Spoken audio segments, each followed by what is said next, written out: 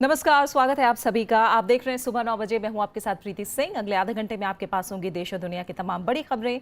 आइए शुरुआत करते हैं खास खबरों के साथ। कर्नाटक में 2 दिन पुरानी जेडीएस कांग्रेस सरकार का बहुमत परीक्षण आज। उप मुख्यमंत्री जी परमेश्वर ने कहा, अब तक मुख्यमंत्री कुमारस्वामी के 5 साल के कार्यकाल को लेकर नहीं हुई चर्चा। कांग्रेस ने सीएम पद की अदला बदली के दिए संकेत। बीजेपी के उम्मीदवार उतारने के बाद स्पीकर का चुनाव हुआ दिलचस्प। भारत बांग्लादेश सांस्कृतिक संबंधों के प्रतीक शांति निकेतन में बांग्लादेश भवन का आज होगा उद्घाटन। प्रधानमंत्री नरेंद्र मोदी और बांग्लादेश के प्रधानमंत्री शेख हसीना करेंगे शुभारंभ। दोनों नेताओं के बीच बातचीत में कई अहम मुद्दों पर चर्चा की उम्मीद।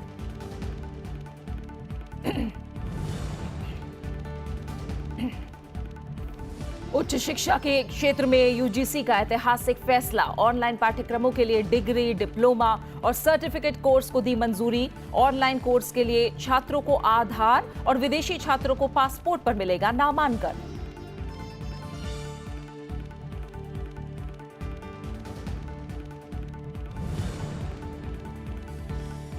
अमेरिका के साथ किसी भी समय वार्ता के लिए तैयार उत्तर कोरिया। 12 जून की ऐतिहासिक वार्ता रद्द करने के राष्ट्रपति ट्रंप के फैसले के बाद प्योंगयांग का बयान।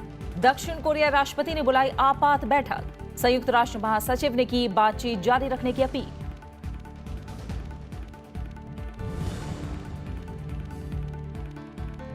और चेन्नई सुपर किंग्स के साथ फाइनल में भिड़ने वाली टीम का आज होगा फैसला। कोलकाता नाइट राइडर्स और सनराइजर्स हैदराबाद की भिड़ंत आज। रविवार को फाइनल मुकाबला।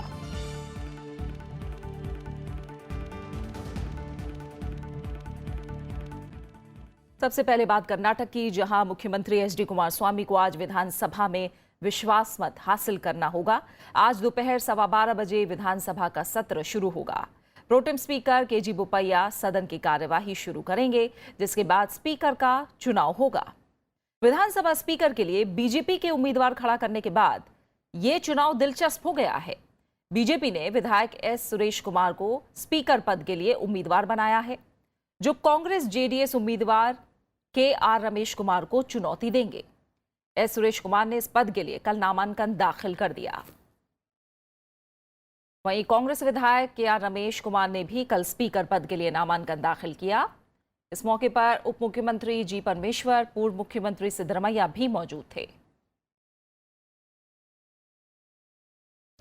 साथ ही स्पीकर के चुनाव के बाद मुख्यमंत्री एचडी कुमारस्वामी विधानसभा में बहुमत साबित करेंगे।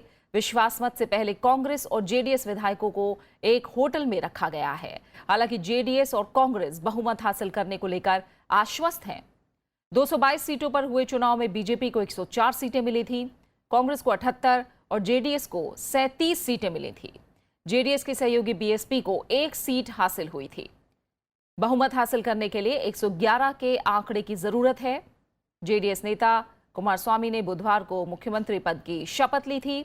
उनके साथ कांग्रेस नेता जी परमेश्वर ने उप मुख्यमंत्री पद की शपथ ली थी।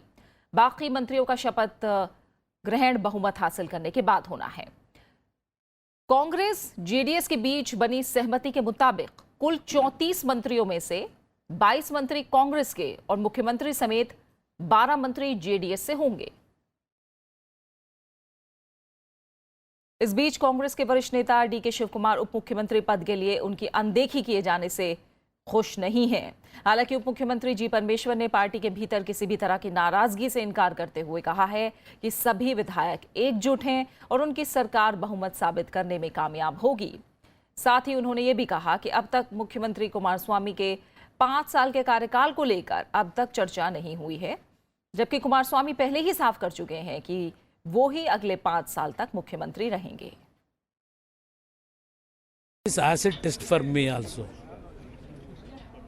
People are rejected my party to give clear majority.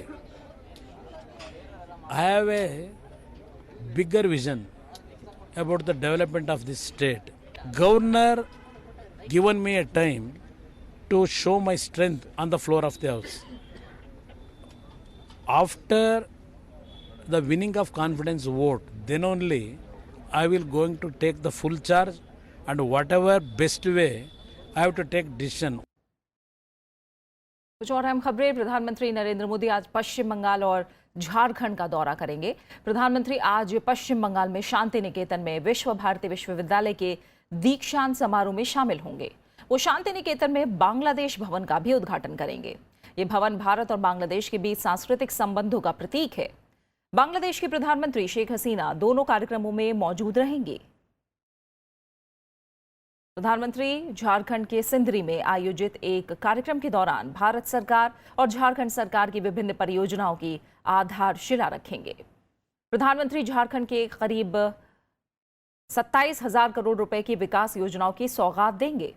प्रधानमंत्री सिंदरी में हिंदुस्तान उर्वरक और रसायन लिमिटेड के खाद कारखाने की आधारशिला रखेंगे।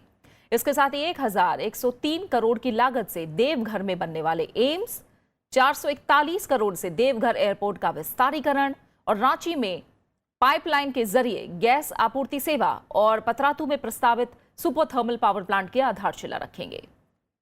इसके अलावा सीसीएल की विभिन्न परियोजनाओं से विस्थापित हुए लोगों को नियुक्ति पत्र प्रदान करेंगे। प्रधानमंत्री जन औषधि केंद्रों के सहमति पत्रों के आदान प्रदान कार्यक्रम में भी मौजूद रहेंगे। प्रधानमंत्री वहां जन समुदाय को संबोधित करेंगे। बाद में प्रधानमंत्री नरेंद्र मोदी रांची में झारखंड के आकांक्षी जिलों के जिलाधिकारियों से संवाद करेंगे।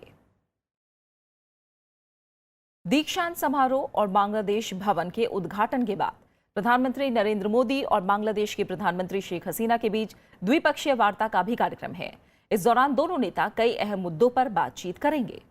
प्रधानमंत्री नरेंद्र मोदी और शेख हसीना के बीच रोहिंग्या संकट समेत कई दूसरे मुद्दों पर चर्चा होने की संभावना है। इसके अलावा दोनों देशों के बीच वाटर कनेक्टिविटी, बिजली और दूसरे मुद्दों पर भी बात हो सकती है। नीदरलैंड्स के प्रधानमंत्री मार्क रट और प्रधानमंत्री नरेंद्र मोदी के बीच कल दिल्ली में हुई शिखर वार्ता में दोनों देशों ने व्यापार, निवेश, ऊर्जा और कृषि समेत विभिन्न क्षेत्रों में आपसी सहयोग बढ़ाने पर सहमति जताई। नीदरलैंड्स ने एनएसजी सदस्यता के लिए भारत की दावेदारी को लेकर समर्थन भी दोहराया। दोनों नेताओं ने दिल्ली में सीईओ राउंड टेबल कॉन्फ्रेंस में भी हिस्सा लिया। इस मौके पर दोनों देशों की सरकारों और कंपनियों के बीच 51 समझौतों पर हस्ताक्षर किए गए हैं। साथ ही नीदरलैंड सोलर अलायंस का 64वां सदस्य देश बन गया है। नीदरलैंड के प्रधानमंत्री मार्क रट ने गुरुवार को दिल्ली के हैदराबाद हाउस में प्रधानमंत्री नरेंद्र मोदी से मुलाकात की। इस दौरान द्विपक्षीय संबंधों के अलावा परस्पर हितों के क्षेत्रीय और अंतर्राष्ट्रीय मुद्दों पर चर्चा की। शिखर वार्ता के बाद दोनों देशों के सरकार और कंपनियों के बीच 51 समझौतों पर हस्ताक्षर किए गए। ये समझौते शिक्षा, जल, खाद्य प्रसंस्करण, उच्च तकनीक, सूचना तकनीक और अंतरिक्ष विज्ञान, स्वास्थ्य, स्मार्ट सिटी, व्यापार और स्वच्छ ऊर्जा से संबंधित हैं। प्रधानमंत्री नरेंद्र मोदी ने भरोसा दिया कि इस मामले में निवेशकों को प्रोत्साहित करने के लिए आवश्यक सुधार किए जा रहे हैं। कि नीदरलैंड्स के बिजनेस समुदाय में भारत में बन रहे अवसरों के प्रति उत्साहपूर्वक भावना है। मैंने भी उन्हें आश्वस्त किया है कि भारत में इकोनॉमिक रिफॉर्म्स के प्रति मेरा मजबूत कमिटमेंट रहेगा। कृषि और फूड प्रोसेसिंग के क्षेत्र भारत के लिए विशेष रूप से महत्वपूर्ण है। नीदरलैंड के प्रधानमंत्री ने कहा कि दोनों देशों के बीच व्यापार, निवेश समेत क्षेत्र में सहयोग की काफी संभावनाएं हैं। उन्होंने कहा कि पिछले कुछ साल से भारत और नीदरलैंड के बीच व्यापार में काफी इजाफा हुआ है। नीदरलैंड के प्रधानमंत्री मार्क रट ने प्रधानमंत्री नरेंद्र मोदी की उपस्थिति में अंतर्राष्ट्रीय सोलर अलायंस में शामिल होने का ऐलान किया और इससे संबंधित दस्तावेज पर हस्ताक्षर किए। नीदरलैंड्स इंटरनेशनल सोलर अलायंस का सदस्य बन गया है। इस निर्णय के लिए मैं प्रधानमंत्री रूट का आभार प्रकट करता हूं। यूएन सिक्योरिटी काउंसिल से लेकर मल्टीलेटरल एक्सपोर्ट कंट्रोल रिजिम्स तक भारत और नीदरलैंड्स के बीच बहुत अच्छा और करीबी सहयोग और समन्वय रहा है। We had very productive talks today, talking about the political situation in the region, in the European Union, discussing our bilateral economic relationship, the business community having an intense debate on how they can expand on what is already happening in terms of clean air, clean the holy Ganges River, the industrialization of India, ICT, smart cities, all the projects going on. दोनों देशों के रिश्तों की गर्मजोशी इसी से समझ में आती है कि प्रधानमंत्री मोदी पिछले साल जून में हुए नीदरलैंड दौरे पर थे। वहीं प्रधानमंत्री रट का ये जून 2015 के बाद दूसरा भारत दौरा है। भारत और नीदरलैंड के बीच अप्रैल 2017 से फरवरी 2018 तक $7.5 अरब से ज्यादा का कारोबार हुआ है। नीदरलैंड्स $23 अरब के निवेश के साथ भारत में 5वां सबसे बड़ा निवेश करता है। हाल के समय में ये तीसरा बड़ा निवेशक बन गया है। नीदरलैंड की फिलिप्स कंपनी भारत के घर घर में लंबे समय से मशहूर रही है, लेकिन आज वहां की 125 कंपनियां भारत में काम कर रही हैं। वहीं भारत की अनेक कंपनियां भी नीदरलैंड में काम कर रही हैं। नीदरलैंड यूरोपियन यूनियन का एक अहम सदस्य है और इसकी राजनीतिक और तकनीकी क्षमताएं काफ़ी महत्वपूर्ण हैं। नीदरलैंड ने अंतर्राष्ट्रीय सोलर अलायंस में शामिल होकर इस पहल को काफ़ी मजबूत किया है और अन्य क्षेत्रों में भी भारत और नीदरलैंड के संबंध काफ़ी तेज़ी से आगे बढ़ रहे हैं। राज्यसभा टेलीविजन के लिए कैमरा पर्सन DK पांडे के साथ दिल्ली से अखिलेश सुमन। आसियान के देशों के साथ संबंधों को और मजबूत बनाने के लिए प्रधानमंत्री नरेंद्र मोदी 29 मई को इंडोनेशिया और सिंगापुर के लिए रवाना होंगे। 29 मई से 31 मई तक वो इंडोनेशिया में रहेंगे। बाद में वो इसी दिन सिंगापुर पहुंचेंगे और 2 जून तक सिंगापुर में रहेंगे। प्रधानमंत्री नरेंद्र मोदी की ये पहली इंडोनेशिया यात्रा है। यात्रा के दौरान इन देशों के साथ रक्षा, सुरक्षा, आर्थिक और सांस्कृतिक संबंधों को मजबूत बनाने से संबंधित समझौतों पर हस्ताक्षर भी होंगे।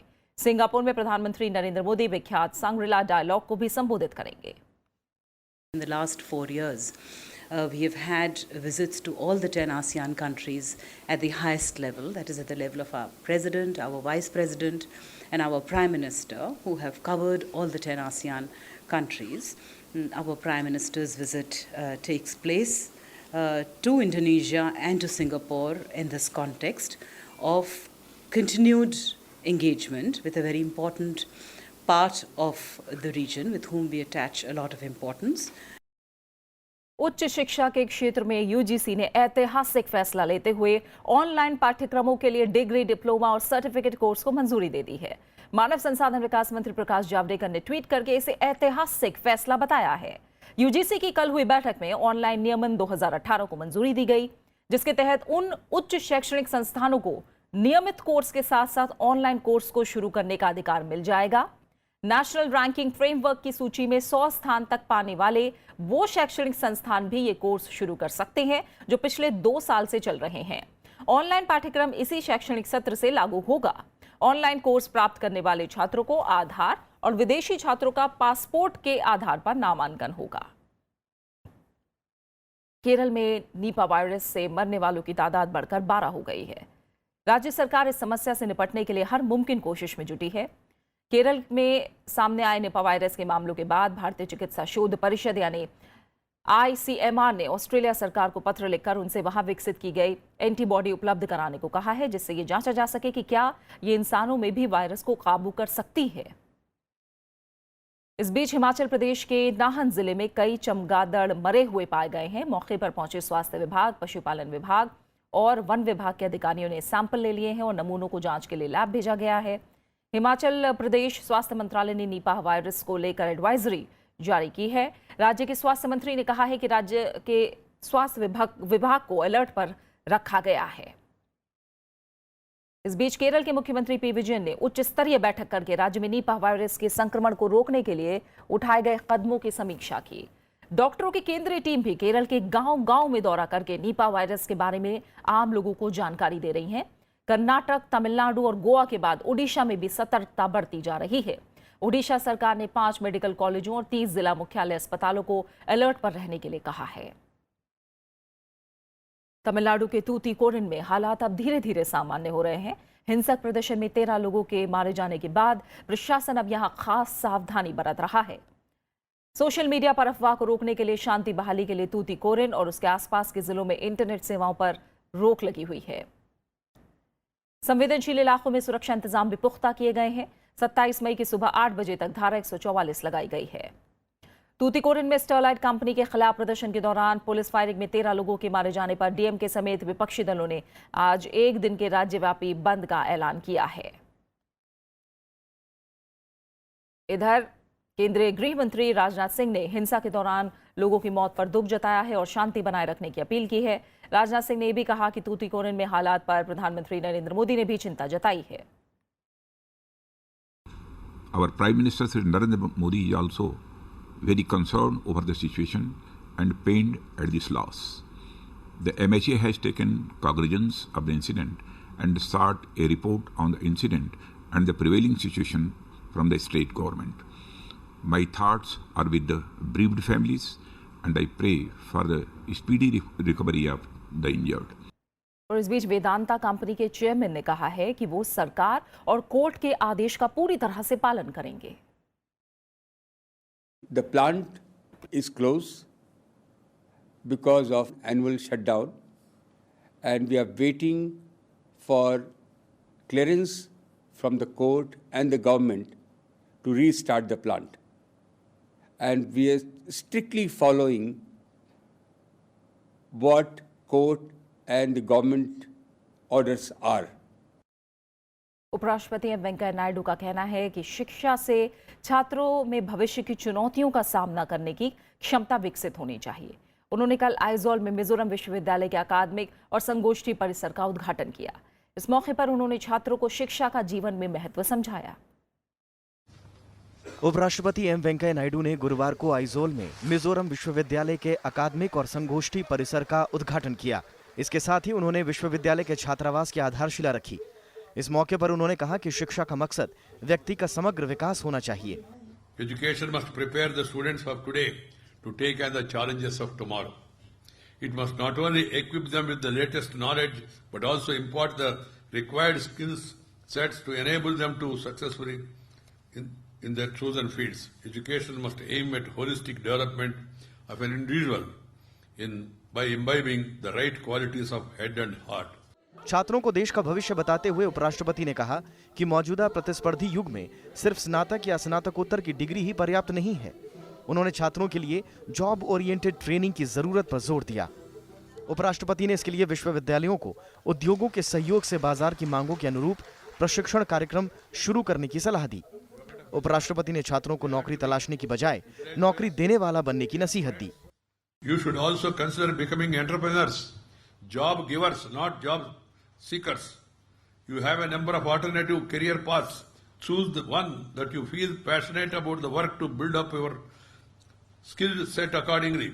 उपराष्ट्रपति ने छात्रों को अपनी जड़ों से जुड़े रहने और परंपराओं का सम्मान करने की सलाह दी। उन्होंने कहा कि किसी विदेशी भाषा को सीखने से पहले छात्रों को अपनी मातृभाषा पर बेहतर पकड़ बनानी चाहिए। राजकमल राव, राज्यसभा टीवी। और अब बात मोदी सरकार के 4 साल की।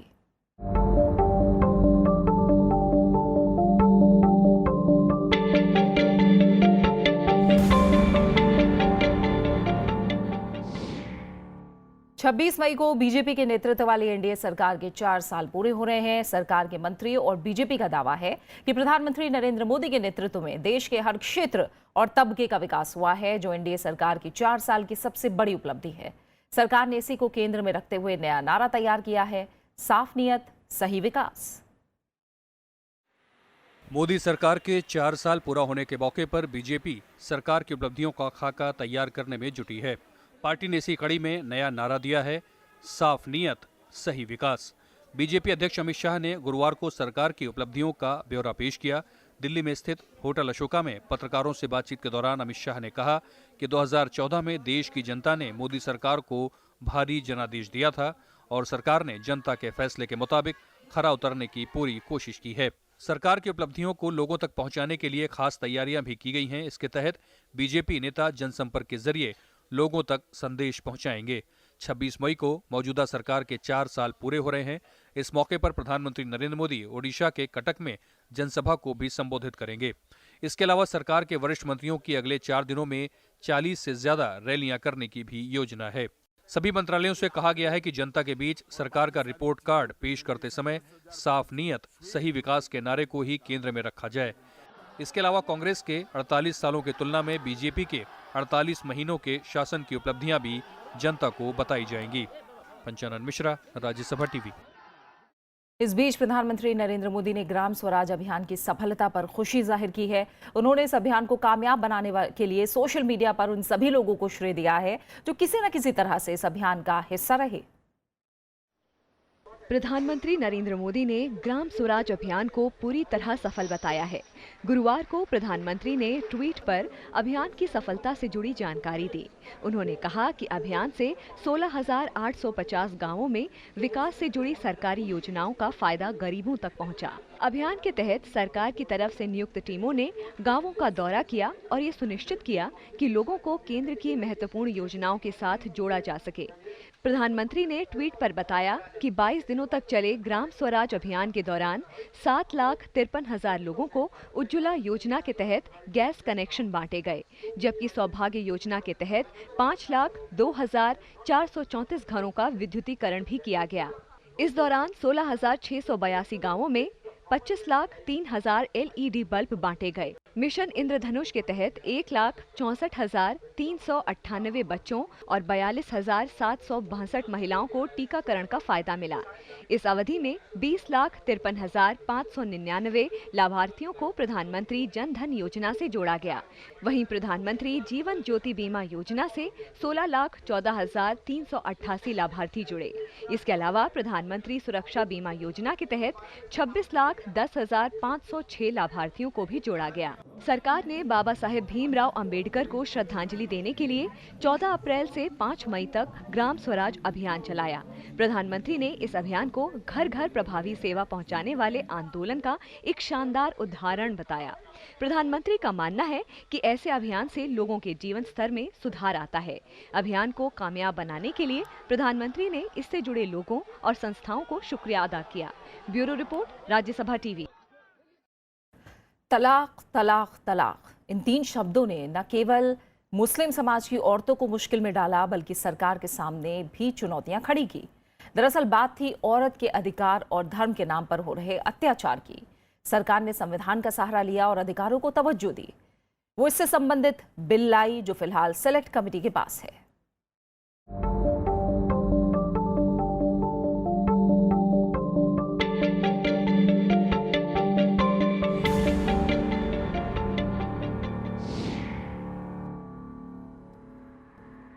हस्बैंड ने कहा कि ऐसा है, अब आज के बाद मेरा तुम्हारी ज़िंदगी से कोई लेना देना नहीं है। मैंने बहुत रोने के बाद भी इन बच्चों की इतनी दुआएं दी कि बच्चों का क्या होगा, 3 बच्चों का, बच्ची बड़ी हो रही है और पढ़ाई का लिखाई का इनका क्या होगी कि हम नहीं जानते इस बात को।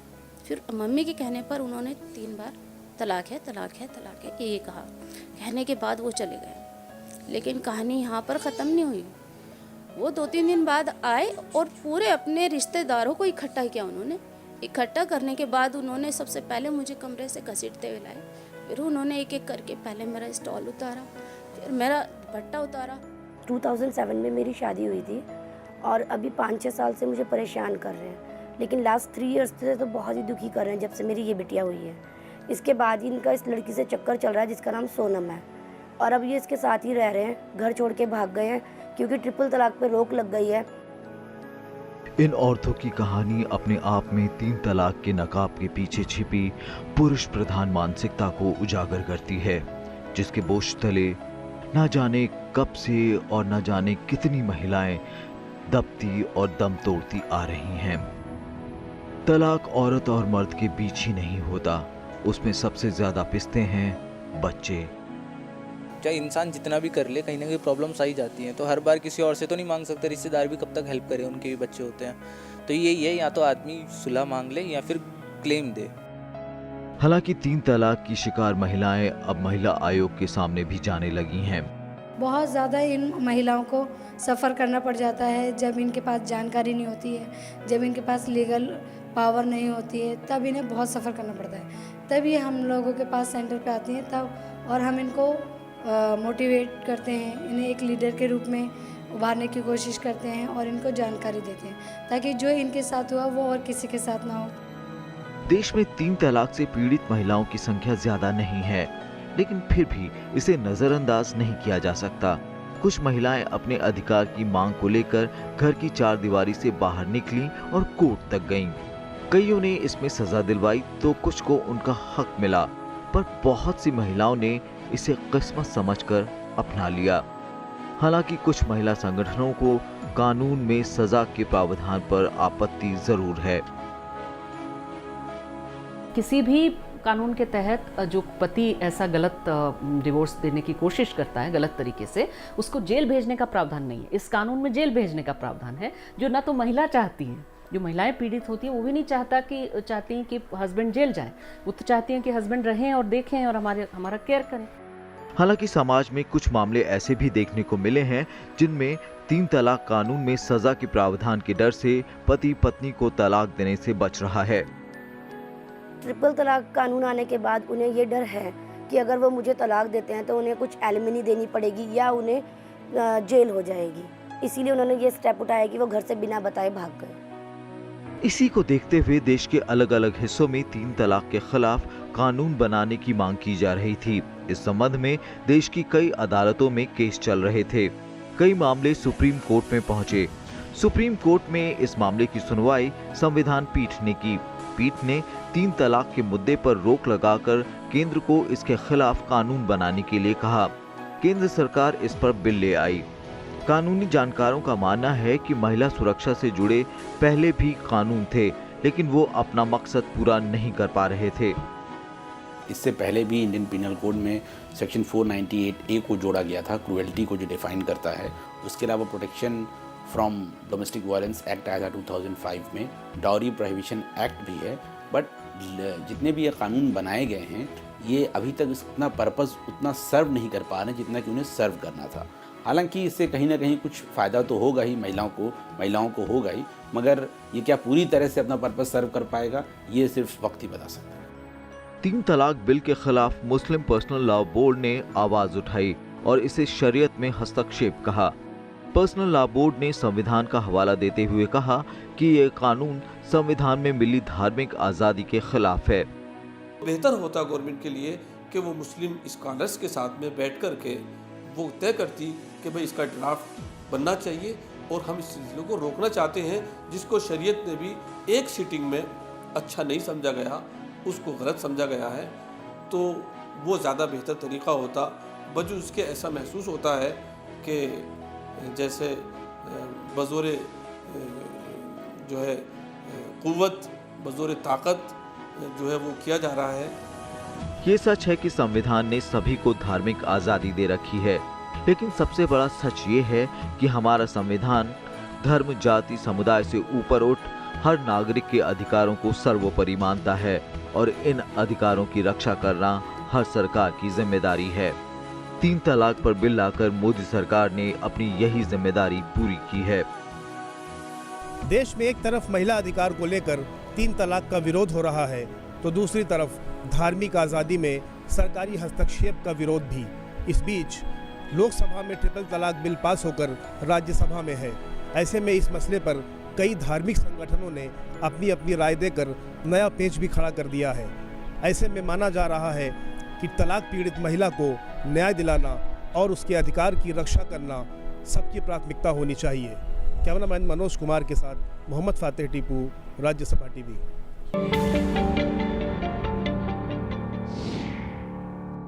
अहम अंतर्राष्ट्रीय खबरों में उत्तर कोरिया अमेरिका के साथ किसी भी और कभी भी किसी भी तरह के समाधान के लिए तैयार है। उत्तर कोरिया ने अपने नेता किम जोंग उन के साथ सिंगापुर में होने वाली मुलाकात से अमेरिकी राष्ट्रपति ट्रंप के पीछे हटने पर निराशा जताई है। वार्ता रद्द करने के अमेरिका के फैसले के बाद दक्षिण कोरिया राष्ट्रपति ने हालात पर चर्चा के लिए आपात बैठक बुलाई। वह संयुक्त राष्ट्र महासचिव से वार्ता रद्द किए जाने पर गंभीर चिंता जताते हुए बातचीत जारी रखने की अपील की है। इससे पहले उत्तर कोरिया के साथ जारी तनाव के बीच अमेरिका ने 12 जून को सिंगापुर में होने वाली वार्ता रद्द कर दी। व्हाइट हाउस की ओर से जारी बयान में कहा गया है कि उत्तर कोरिया की ओर से हाल में उकसाने और शत्रुतापूर्ण रवैये के चलते ये कदम उठाया है। वहीं आयरलैंड में गर्भपात पर प्रतिबंध हटाने को लेकर आज जनमत संग्रह होने जा रहा है। भारतीय मूल के प्रधानमंत्री लियो वराडकर ने इस मुद्दे के समर्थन में कल जोरदार प्रचार किया। वराडकर ने मतदाताओं से जनमत संग्रह में ये सुनिश्चित करने के लिए बड़ी संख्या में मतदान करने का आग्रह किया कि संविधान में 8वें संशोधन को निरस्त किया जा सके जो गर्भपात पर प्रतिबंध लगाता है। वहीं खेल में कोलकाता में आईपीएल के दूसरे क्वालिफायर में आज कोलकाता नाइट राइडर्स का मुकाबला सनराइजर्स हैदराबाद से होगा। मैच शाम 7 बजे से खेला जाएगा। आज खेले जाने वाले मुकाबले में जो टीम जीतेगी वो फाइनल में रविवार को चेन्नई सुपर किंग्स से भिड़ेगी। आईपीएल का फाइनल मैच मुंबई के वानखेड़े स्टेडियम में खेला जाएगा। और इसी के साथ फिलहाल सुबह 9 बजे की खबरों में इतना ही। आगे देखिए विशेष में INS तारिणी सागर परिक्रमा। नमस्कार।